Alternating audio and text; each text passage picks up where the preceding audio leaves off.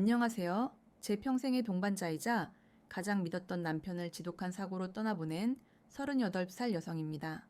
오늘 제가 들려드릴 이야기는 슬픔으로 가득해야 할 장례식장이 어떻게 추악한 탐욕과 기만의 전장이 되었는지, 그리고 인간의 탈을 쓰고 참아해서는 안 될 짓을 저지른 인간들을 제가 어떻게 제 손으로 처단했는지에 대한 처절한 기록입니다.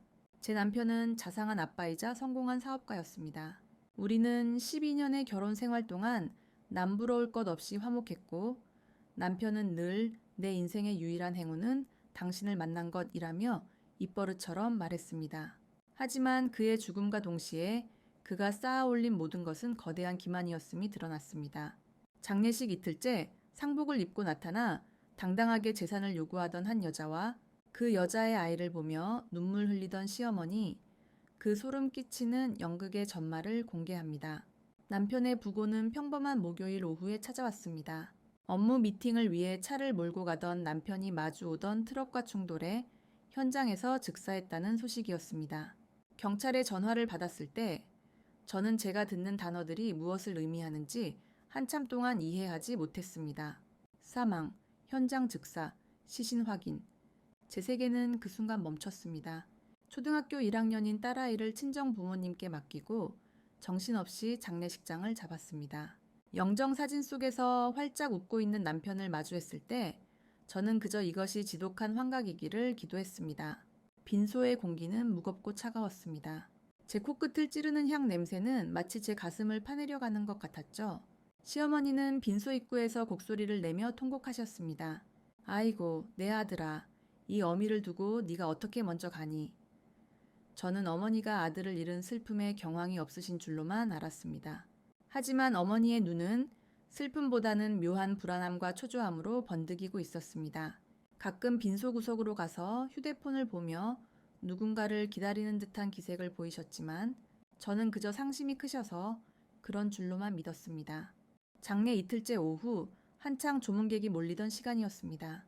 빈소 입구에서 묘한 소란이 들리더니 한 여자가 4살 정도 되어 보이는 어린아이의 손을 잡고 들어왔습니다. 놀랍게도 그녀는 상주인 저와 똑같은 검은 상복을 입고 있었고 머리에는 며느리들만 꽂는 하얀 핀까지 꽂고 있었습니다. 그녀는 영정사진 앞으로 성큼성큼 다가가더니 그대로 바닥에 주저앉아 대성통곡을 하기 시작했습니다. 오빠 이렇게 가면 어떡해? 우리 아들 두고 어떻게 눈을 감아? 나랑 한 약속은 다 어쩌고. 빈소 안의 모든 시선이 저와 그녀에게 쏠렸습니다.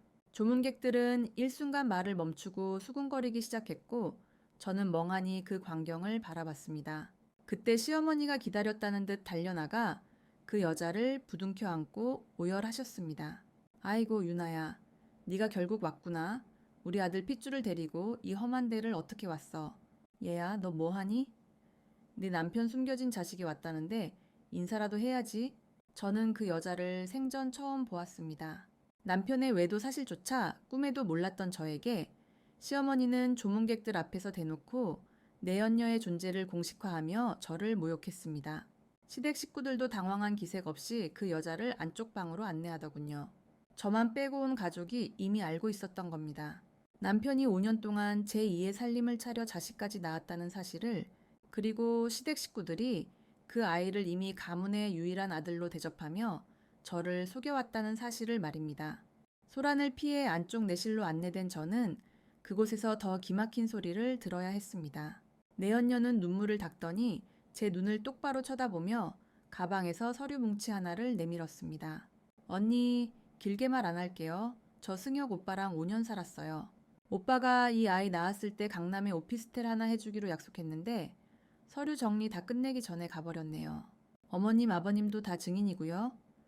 여기 오빠가 쓴 각서 보세요. 저 사람 친자니까 우리 아들한테도 상속 지분이 있어요. 장례 끝나면 법대로 할 거니까 미리 알고 계세요. 시어머니는 옆에서 제 손을 억지로 잡으며 거들었습니다. 그래 민정아, 너는 딸만 하나지 않니? 이 집안대를 이을 아들은 이 아이뿐이다. 승혁이가 남긴 건물 중에 절반은 얘한테 주는 게 맞다.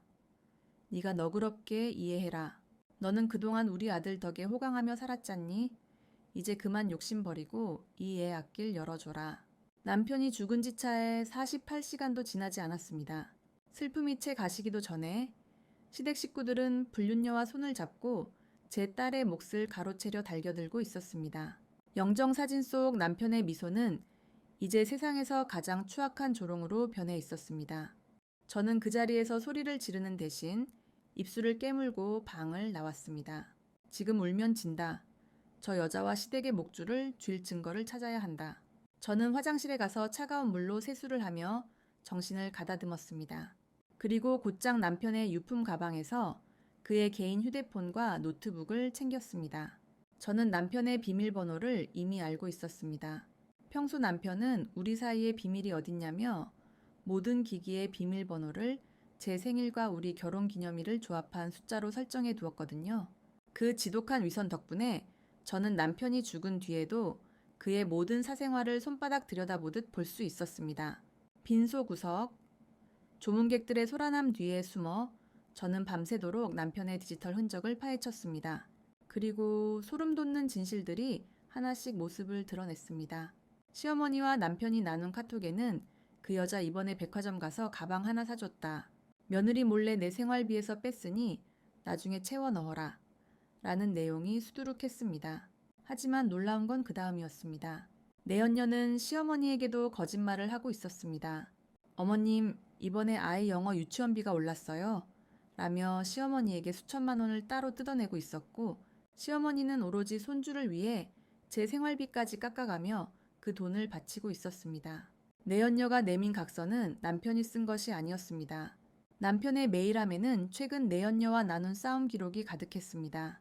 남편은 이미 1년 전부터 그 여자와 헤어지려 했고 그 여자는 애 앞길 막으면 가만 안 두겠다며 협박 중이었습니다. 각서는 그녀가 남편의 도장을 훔쳐 위조한 것이었습니다. 남편의 비공개 클라우드에는 유전자 검사 결과서가 저장되어 있었습니다. 날짜는 불과 한 달 전이었습니다. 결과는 불일치. 남편은 이미 그 아이가 자신의 핏줄이 아니라는 것을 알고 있었고 그날 사고 지점도 내연녀를 만나 단판을 지으러 가던 길이었습니다. 장례 3일째 아침, 발인을 몇 시간 앞둔 시점이었습니다. 조문객들이 마지막으로 인사를 나누는 그 엄숙한 자리에서 저는 승부수를 던졌습니다. 내연녀는 여전히 상주 행세를 하며 시어머니 옆에서 가식적인 눈물을 흘리고 있더군요. 저는 일부러 그녀를 빈소 한복판으로 불렀습니다. 유나 씨, 아까 말한 그 각서 다시 좀 보여줄래요? 제가 변호사한테 확인해 보니까 절차가 복잡하더라고요. 그 여자는 돈 얘기가 나오자 신이 나서 가방에서 서류를 꺼냈습니다. 그 순간 저는 그녀의 손목을 낚아채며 빈소가 떠나가라 크게 소리쳤습니다. 다들 똑똑히 보세요. 여기 이 여자가 우리 남편 죽자마자 서류 위조해서 제 자식 재산 뺏으려던 사기꾼입니다. 그리고 어머니가 그렇게 애지중지하던 가문의 보물이 누군지나 아세요? 제가 그녀의 머리채를 잡아 낚아채자 빈소는 순식간에 아수라장이 되었습니다. 12년 동안 쌓아온 제 인내심이 그녀의 머리카락과 함께 바닥을 뒹굴었습니다. 시어머니가 달려와 제 뺨을 때리려 했지만 저는 그녀의 손을 뿌리치며 제 휴대폰을 높이 들었습니다. 어머니, 정신 차리세요. 어머니가 이 여자한테 갖다 바친 그 수억 원, 이 여자가 호스트바 다니면서 다 탕진했답니다. 여기 남편이 한 달 전에 받은 유전자 검사 결과서 보이세요? 저 아이, 남편 자식 아니에요? 어머니는 지금 남의 집 자식한테 조상님 땅 팔아 넘기려던 거라고요. 시어머니는 사색이 되어 주저앉았고 내연녀는 비명을 지르며 도망치려 했습니다. 하지만 저는 이미 미리 불러둔 경찰들을 대동해 그녀를 가로막았습니다. 사문서 위조 및 행사, 그리고 투자 사기 혐의로 고소장 접수했습니다. 어머니가 이 여자한테 빌려준 돈들도 다 증여가 아니라 사기에 의한 편취로 엮을 수 있게 자료 다 준비했어요. 어머니도 오늘부로 우리 집에서 나가주세요. 남편의 외도를 5년이나 묵인하고 그 불륜녀랑 짜고 제 자식들 목까지 가로채려던 분을 제가 왜 모시고 살아야 하나요? 시어머니는 본인이 사랑했던 가짜 손주와 꽃뱀에게 완벽하게 뒤통수를 맞았다는 사실에 충격을 받아 그 자리에서 실신하셨습니다. 발인은 경찰차의 사이렌 소리와 함께 시작되었습니다. 저는 홀로 남편의 마지막 가는 길을 지켰습니다. 슬픔보다는 비참함보다는 내 딸을 지켜냈다는 집념이 저를 지탱했습니다. 장례가 끝난 후 저는 그들과 관련된 모든 인연을 단칼에 정리했습니다. 내연녀는 결국 사문서 위조와 사기 미수 혐의로 법의 심판을 받게 되었고, 남편이 그녀에게 건넸던 수많은 금품들은 불법 증여임이 밝혀져 상속재산으로 모두 환수되었습니다. 시부모님은 그날 이후 저에게 매일같이 연락하며 매달리고 있습니다. 아들은 죽었고 믿었던 가짜 손주에게 사기를 당해 전 재산의 절반 이상을 날린 그들에게 남은 건 오직 제 딸 하나뿐인 진짜 핏줄뿐이니까요. 하지만 저는 단호했습니다. 어머니, 아버님, 승혁 씨가 바람 피우는 거 5년 동안 알고 계셨으면서 저한테는 입 꾹 닫고 계셨죠? 심지어 그 여자 뒤 봐주면서 제 생활비까지 빼돌리셨고요. 그 배신감, 저는 평생 안 잊어요. 당신들은 제 가족이 아니라 제 남편의 부정을 도운 공범들일 뿐이에요. 결국 저는 시댁과 사실상 절연했습니다. 다만 죄는 미워도 천류는 끊을 수 없다는 최소한의 예의라는 명목해에 한 달에 딱 한 번, 그것도 제가 지정한 장소에서 1시간 동안만 아이를 면회하게 해주고 있습니다. 시어머니는 아이를 볼 때마다 눈물을 흘리며 제 손을 잡으려 하지만 저는 매번 차갑게 그 손을 쳐냅니다. 그들은 이제 평생을 후회와 갈증 속에서 살게 될 것입니다. 본인들이 저지른 묵인과 탐욕 때문에 가장 사랑받아야 할 며느리에게 평생 고개 숙이며 손주 얼굴 한번 보려 애걸복걸하는 것이 그들이 치러야 할 합당한 대가라고 생각합니다. 저는 이제 다시 제 업무에 집중하며 딸아이와 함께 조용한 평화를 누리고 있습니다. 진실은 결국 밝혀지고 정의는 가장 서늘한 방식으로 완성된다는 것을 이제는 압니다. 제 긴 사연 들어주셔서 감사합니다.